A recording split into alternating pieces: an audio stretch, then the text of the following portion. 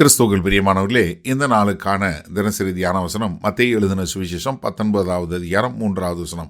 மத்தேயு 19:3, மேத்யூ 19:3.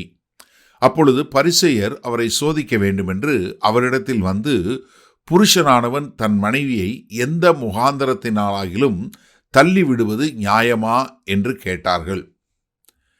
அப்பொழுது எங்க கர்த்தராகிய இயேசு கிறிஸ்து புது இடத்துக்கு வர்றாரு. அங்கே யார் வர்றா? பரிசேயர்கள் வர்றாங்க. ஏன்னா இவங்க எப்போதுமே பார்த்துக்கிட்டே இருக்கிறாங்க, எப்போ இவரை குற்றப்படுத்துவோம், எப்போ இவர் இந்த ஜனங்கள் மத்தியில் நம்மக்கிட்ட மாற்றுவார் என்று சொல்லக்கூடியதா.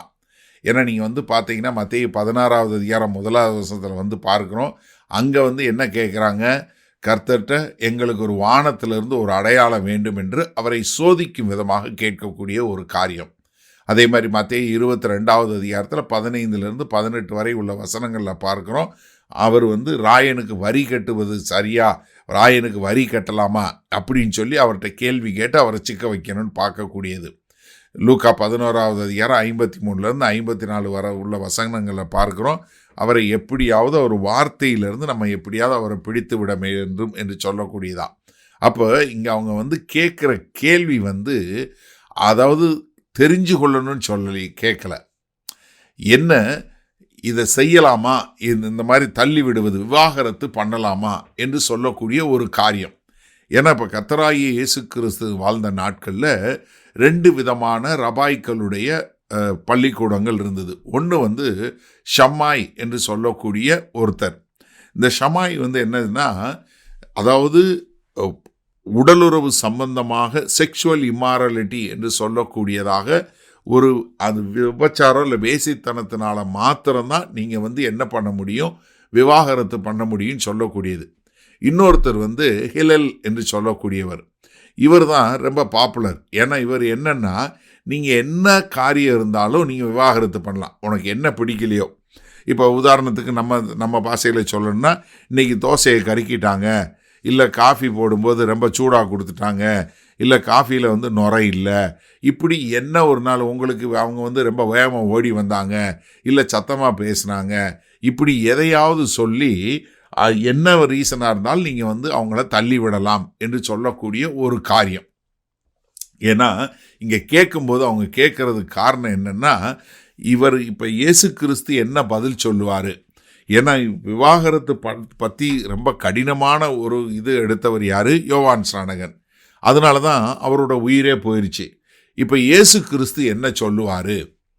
ஏன்னா அவங்க என்ன காரியத்திற்காக இயேசு கிறிஸ்து ஏற்கனவே மத்தேயு 5வது அதிகாரம் 31, 32வது வசனத்தில் ரொம்ப தெளிவாக சொல்லிட்டாரு.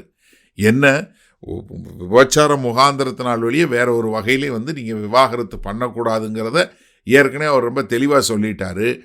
ஆனாலும் அவரை சோதிக்கும்படியாக இங்கே கேட்கக்கூடிய ஒரு காரியத்தை கேள்வியை கேட்குறாங்க. சரி, இந்த நாளில் இந்த வசனத்தை நம்ம எப்படி எடுத்துக்கொள்வது?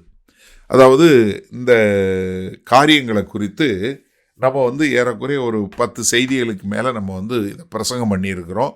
அது மாத்திரமல்ல, நம்ம திருமணம், விவாகரத்து, மறுமணம் என்ற தலைப்பின் கீழே ஆங்கிலத்திலையும் சரி தமிழ்லையும் புஸ்தகம் எழுதி கொடுத்துருக்குறோம். அதனால் உங்களுக்கு யாருக்காவது இந்த புஸ்தகமோ இல்லை அந்த சீரீஸ் வேணும்னா நீங்கள் தயவுசெய்து தொடர்பு கொள்ளுங்கள். நிச்சயமாக உங்களுக்கு அதை நாங்கள் கொடுத்து நீங்கள் அதிலேருந்து பயன்பெறக்கூடியதா.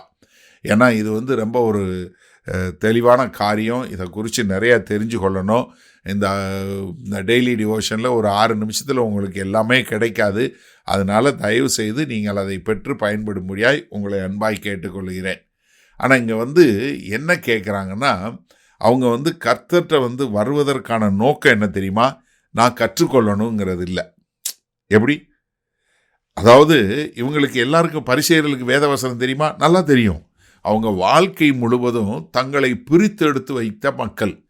அப்போ இவங்க கர்த்தர்கிட்ட வரும்போது எதுக்காக வர்றாங்க? அவற்றிருந்து என்ன கற்றுக்கொள்ளணும்னு வரல, எப்படி இவரை மாட்டி விடலாம். இப்போ ஒரு கற்றுக்கொள்ள வரவன் எப்படி வருவான்? ஒரு மனத்தாழ்மையாக வருவான்.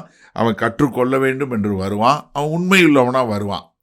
இப்போ நீங்கள் யோசிங்களேன், நீங்கள் பைபிள் எதுக்காக படிக்கிறீங்க?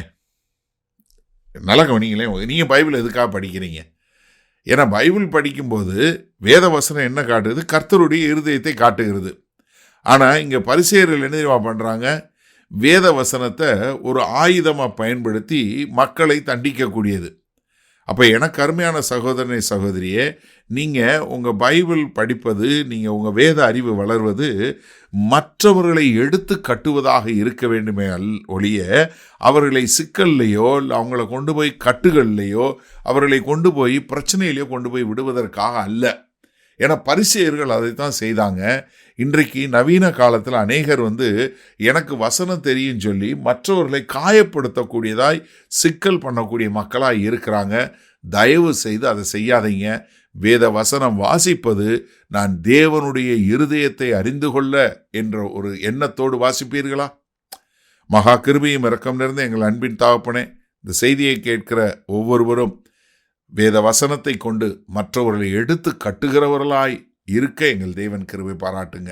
மீட்பரும் இரட்சகருமாகிய இயேசு கிறிஸ்துவின் மூலம் பிதாவே, ஆமேன்.